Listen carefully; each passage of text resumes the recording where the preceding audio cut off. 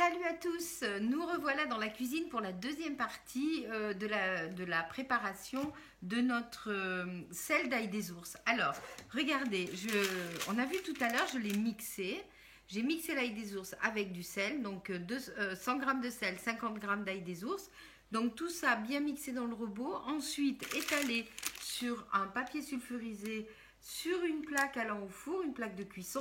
Je l'ai laissé au soleil pendant 1 heure, mais en fait il faisait du vent, c'était pas très encore, le soleil n'est pas encore très chaud. Donc du coup je me suis dit bon, j'arrête le soleil, je le mets au four.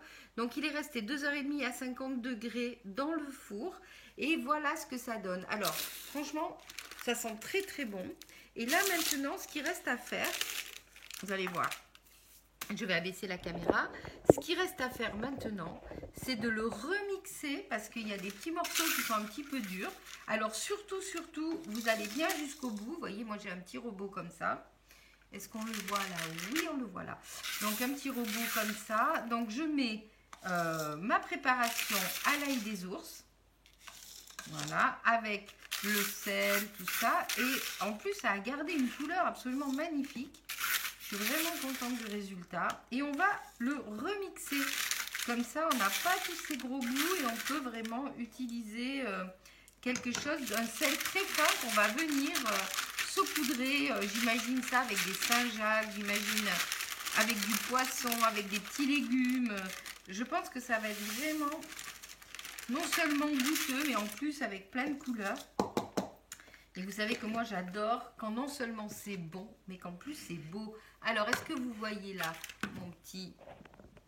mon petit mixeur? Hop, voilà, donc on enclenche et on mixe.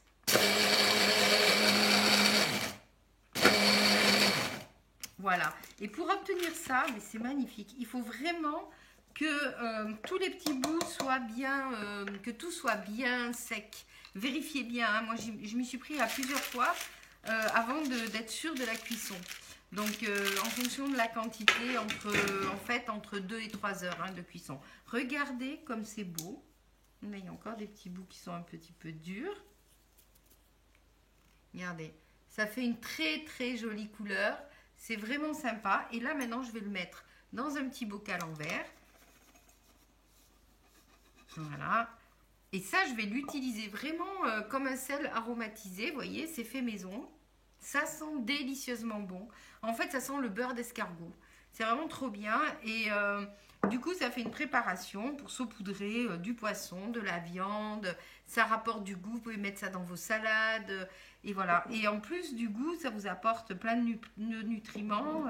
Là-dedans, il y a du calcium, du magnésium, de la chlorophylle. Ça vous permet de mieux digérer, ça apporte aussi ce côté un peu digestion, un peu détox avec l'ail des ours. Donc n'hésitez pas, si vous en trouvez, faites-vous plaisir.